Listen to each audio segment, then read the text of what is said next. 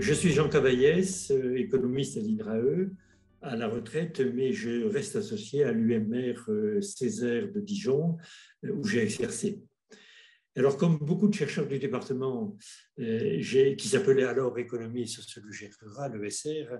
j'ai tout d'abord travaillé sur l'agriculture, évidemment, avant d'élargir mon horizon à l'économie rurale régionale et finalement de me spécialiser sur le foncier dans l'espace périurbain, qui est intéressant parce que c'est un espace qui est dominé par des fonctions résidentielles, mais dont le sol reste majoritairement agroforestier. Alors, durant les années 1990, j'ai été chef adjoint, puis chef de ce département ESR, économie sociologie rurale, devenu aujourd'hui éco-socio.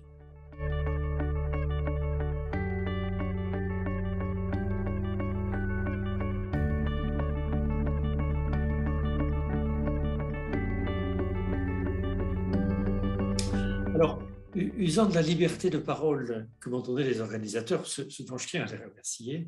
la petite historiette dont je vais vous parler a conduit en fait des ingénieurs agronomes spécialistes du monde de l'agriculture à des économistes qui sont insérés dans la communauté scientifique internationale. C'est un itinéraire qui a été le lot commun de beaucoup en fait de chercheurs ESR dans toutes les unités du département, mais comme je ne peux pas traiter de vous, je vais me focaliser sur deux exemples. Le premier, c'est la Toulouse School of Economics, TSE, où exerce aujourd'hui le prix Nobel d'économie Jean Tirole, et l'Institut d'économie industrielle, IDI, qui a été fondé par Jean-Jacques Lafon. Lafon aurait pu avoir en fait le prix Nobel s'il n'était pas mort prématurément. Alors, l'INRA s'enorgueillit aujourd'hui de l'appartenance de plusieurs de ses chercheurs, à la fois dans TSE, Toulouse School of Economics, et dans l'IDI, et l'un d'entre eux ayant d'ailleurs été le directeur de l'IDI dans les années 1990. Alors, l'origine de ce succès, c'est simplement il faut que je dise deux mots, évidemment, remonte aux années 1980, avec à la base un ingénieur agroéconomiste qui s'est spécialisé dans l'analyse théorique des marchés, et au sommet, une direction de l'Institut qui a en gros mis le paquet, pour dire les choses simplement, en particulier en termes de postes, pour permettre aux nombreux jeunes chercheurs qu'on avait recrutés de s'enraciner dans l'IDI. À cette époque, Jean Cranet était directeur scientifique des sciences sociales et Claude Viau était chef du département ESR. Ils ont tous les deux monté cette opération et avec un appui sans faille du PDG, qui était Guy Payeuzin, qui était devenu PDG à ce moment-là, et qui était au mieux personnellement avec Jean-Jacques Lafon. Donc, il a fallu une mayonnaise, en fait,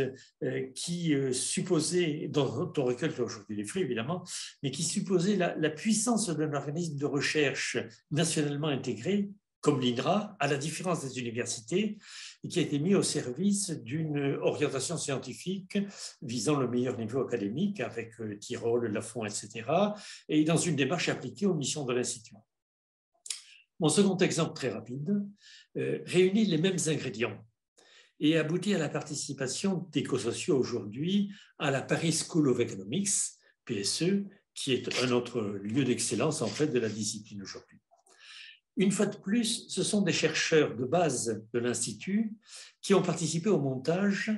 à la charnière des années 2000, on se situait, grâce à leur lien avec le CREST, qui est le centre de recherche de l'INSEE, et avec le Delta, qui résulte en fait de la fusion qui est issue de l'École normale supérieure et de l'EHESS.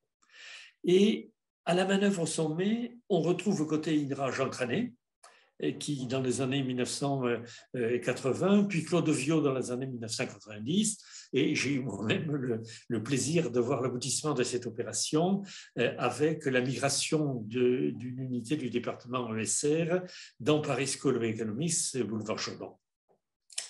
Les partenaires économiques, ce n'était pas Lafon et Tirole, mais c'était aussi du beau monde. Il y avait Edmond Maninvaux, qui était directeur général de l'INSEE, François Bourguignon, qui avait été chef économiste de la Banque mondiale, Roger Guénery, qui est professeur au Collège de France, Robert Boyer et Michel Aguieta, qui ont fondé l'école de la régulation et dirigé le CEPREMAP, et avec qui Claude Viau a eu l'occasion de travailler, en particulier dans la direction de thèse, et il y avait également des chercheurs de Toulouse qui étaient associés. Donc voilà en 2 mots 2 petites historiettes, parmi d'autres, hein, mais qui ont conduit à une vraie métamorphose de chrysalide en papillon, si je puis dire. Et je voulais en remercier les acteurs, les opérateurs, Hydra et partenaires, à l'occasion de ce 60e anniversaire du département ESR, maintenant Écosociaux. Je vous remercie.